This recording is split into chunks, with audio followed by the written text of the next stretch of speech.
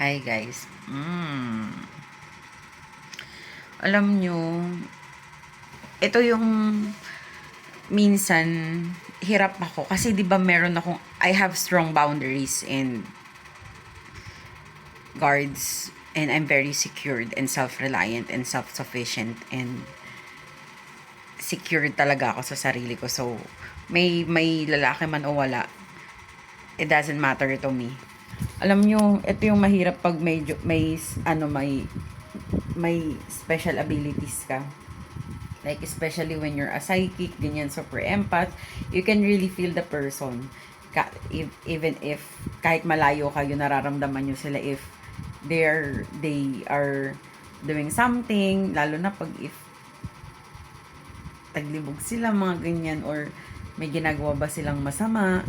Kaya walang tumatagal na lalaki sa akin kasi walang nakakaano sa akin. Parang hindi mo ako maloloko. Parang kaya minsan instead of, and I do not lower down my standards, and kasi my God, I'm so refined. I'm so refined that I build my character and reputation, and God refined me, humbled me, that parang humbled me na with my principles and integrity, ganyan. Tapos principles and integrity, ano pa ba? With my faith din, 'di ba? So, hindi ko ibababa yung standards ko. You need to go up. You need to go up high and meet the level of my frequency. Kailangan we have the same wavelength. Kasi wala lang, nararamdaman ko lang yung person ko. Actually nga nag-pop up nga yung pangalan niya pagbukas ko dun sa isang account ko eh. Tapos sabi ko, bahala ka dyan, 'di ba? Parang ako kasi I'm more on like parang goal-oriented kasi akong tao. And pag nakita ko kasi yung tao, I can see the potential kasi I'm not looking to their material things. No, I'm spiritual person. I'm demisexual and I'm sapiosexual. So hirap ako mag-build. Sobrang pilya ako. Hirap ako mag-build ng connection talaga sa tao, especially intimate connection, ganyan, or personal connection. Hirap na hirap talaga ako. Tapos buti nga ngayon, as in bumabalik na yung ako before na very bubbly lang, very free-spirited, like all the people around me are welcome, and I don't, kasi wala naman talaga akong ganun, kaya wala akong inggit sa buhay eh. Wala akong ganun. Parang instead of being insecure, okay, sige, gagawin ko na lang siyang inspirasyon. Like, halimbawa, yung ka-work ko, di ba, parang, oy, I love the way how she deliver her words, ganyan. Kasi ako, parang alam niyo yung na-wash out talaga yung utak ko, pati yung the way how I talk, nagkaroon talaga ng effect. Alam niyo, sobrang silent mo, sobrang kalmado mong tao, tapos biglang napapa-war freak ka nang hindi mo maintindihan, tapos scattered yung utak mo, paiba-iba ka na minsan ng sinasabi. Pero I acknowledge naman, I admit naman, 'di ba? Kasi kaya nga you do not need to explain yourself. It's just the fact that you really need to own it. You need to own your experience, you need to own your emotions, you need to own everything what you have inside. Kasi hindi naman sila ang nakakaalam ng pinagdadaanan mo eh. Tapos alam niyo, hirap akong I'm really hard to give second chance. Kasi pag gusto kita and I really love you, girl, parang siguro may time frame kasi ako sa lahat ng ginagawa ko, and I have parameters. Pag 1 month, naka 1 month na ako na pinapakita ko sa iyo that I like you, I love you, and I value you. Tapos hindi mo ako binigyan ng halaga, and then sinabi ko na lahat. Ay, pag natapos at napagod na ako, wala na, shutdown na yon. Closed doors na. And then hindi ko alam. Tapos alam niyo yung ramdam na ramdam ko kasi siya. Minsan nga parang, alam niyo yun, ganito na lang ako kahit na pag, if I felt attacked that the witchcraft is doing something to me, hindi ako kumikibo. Alam niyo, minsan ganito na lang ginagawa ko. Yung parang alam niyo yung higher authority talaga. Higher authority kasi I allow them. Sige, okay, sige, attack me now. Tapos isusurrender ko yung buong pagkatao ko sa Diyos. And then the Holy Spirit and the divine power will enter. Tapos alam mo yung habang sila galit na galit sa akin, nakaganyan lang ako. Surrendering my life, my mind, my body, and soul to God. And then the divine power will will go into my body. Wala na ako nararamdaman. Tapos I'm very intact na with myself. I'm very attuned na with my character. So instead na naaapektuhan ako, mas lumalakas pa ako, mas napapractice ko. Yun yung energy shield na tinatawag niya. Kasi tinanong niya sa akin, how do you protect yourself? Kasi nakita niya wala akong crystals.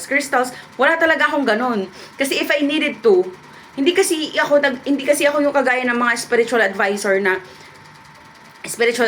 na ganito ganyan bibigyan kita ng crystals. No, I will lead you to God.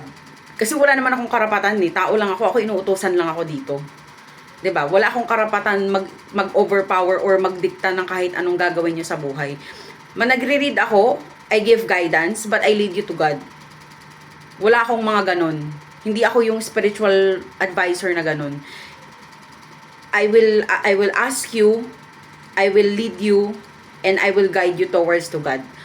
Uunti-untihin kitang tutulungan kung paano ka mapalapit sa Diyos. Kung ano yung mga dapat mong ihingi ng kasalanan, kung ano yung mga dapat mong baguhin, ganon. Hindi po ako yung spiritual advisor na bibigyan kita ng ganito, bibigyan kita ng ganyan. Hindi. That's not my mission. As an earth angel, it's not my job. My job is not like that. As a light worker, my job is to lead you to light. To lead you to light, to lead you to love, ganon. To lead you to life. That's my job. Tapos yun na nga, alam mo yung parang, oh my God, alam mo yung parang, my God. Alam niyo yung meron siyang regrets na nararamdaman ko siya. Tapos, hirap kasi talaga ako parang when I shut my doors, ayoko na. Tama na. Focus na lang ako sa buhay ko, bahala ka na lang sa buhay mo. 'Di ba? Parang, ang dami-daming dapat intindihin. Tapos, ang daming arte sa buhay. 'Di ba? Bahala ka dyan. Kinausap.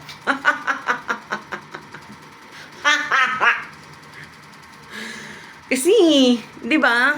Alam mo yung sumakit-sakit kaya yung ulo ko, yung ayoko pa naman ng ganun. Sa mga anak ko, hindi ko pinapractice yung mga ganyan. Pag may sinabi ako, meron kaming mga nung mga yun. Sobrang halaga ng commitment sa amin. Sobrang halaga ng emotions at sobrang vinavalue ko ang words na binibigay ko sa mga anak ko. Kaya nga bata pa lang yung mga yan, tinitrain ko na sila ng time management and sense of commitment.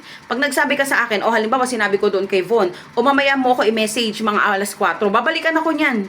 Sasabihin ko, mamaya kakauwi ko lang, pagod na pagod ako, i-message mo ako mamaya mga alas 6. Magme-message yan bago mag alas 6. Ipapaalala niya sa akin. Ganun kami. Sobrang secured ng mga anak ko sa emotion. Sobrang secured nila sa mga promises and words ko. I never disappoint them. Kung madi-disappoint ko man sila, nanghihingi agad ako ng sorry and then I acknowledge my mistakes. And then I explain, 'di ba? Kasi mga anak ko, ano din yung mga yan, gifted din yung mga yan. Kahit hindi kami nagsasalita, kahit hindi kami nag-uusap-usap with words, with our minds and our energies, mararamdaman ng isa't isa. Kaya nga minsan magugulat ka na lang, yung isa biglang may sinasabi. It's okay, understand. Galing Hindi ko pa sinasabi na alam niya na kaagad. So, that's why I do not worry about them. Kaya nga alam niyo yung kanina, I was under attack. Ganto ko lang talaga sila i-deal. Yung alam mo yung parang, okay, sige. Nanonood lang ako. Tapos pag binalik ko yun, kasi when you deal those dark forces attacks with humility, humbleness, dun papasok si God sa iyo Dun siya papasok. Dun the divine power will enter your life and your heart and your mind and your body. Tas dun na parang iaangat ka niya and then dun ka niya na i-cover. Ganon ang gawin nyo when you are under attack. Surrender everything to God. Ganon. So, ayun na nga. Wala lang, napag-video lang ako kasi nga nararamdaman ko si Ferson. Tas, kasi nagalit na talaga ako kasi minsan gumagawa talaga ako ng eksena para magalit siya. Halimbawa, sige na, i-block mo na ako ganon. Tas pag hindi mo ako binlock, tas pag medyo binigyan mo pa rin ako ng confusion, bahala. Ako na talaga ang gagawa ng eksena para mainis ka, tas ako na lang i-block mo. Kasi minsan, mas maganda pang ako yung binablock kasi wala sa akin yung guilt. Wala din sa akin yung burden. Wala din sa akin yung regrets. 'Di ba? Kasi, I've been honest to you, I've been transparent, I've been patient with you. So, parang wala sa akin yung guilt. kumbaga alay yung mga nagbablock kasi may hard feelings yan eh. So, may mga hard feelings yan eh. So, sa kanila emotional turmoil, wala sa akin. I've been there. I've been so in denial for a long time. 7 years nga ako bago ko 5 years nga bago ko in-acknowledge na love ko yung tao. Tapos, 7 years bago ako naka-move on. Yung to, alam niyo yung sobrang emotionally dysregulated ko, hindi ko ma-process yung emotions ko. Tapos, 2 years, alam niyo yung 2 years na pinagselosan ko, 2 years, alam niyo yung pinagselosan ko, after 2 years doon lang namin napag-usapan. Tapos, after 5 years doon ko lang in-acknowledge. Sobrang funny lang, natatawa lang ako. Tapos yun, alam mo yun, kasi di ba I've been there, parang nasa Jezebel spirit kasi ito. Tapos nasa under trial kasi siya. So parang alam mo yun, bakla hindi ko hindi ko talaga isa-sacrifice ang ang energy. Mag-ano ka na lang dyan. Sige, go enjoy. Good luck.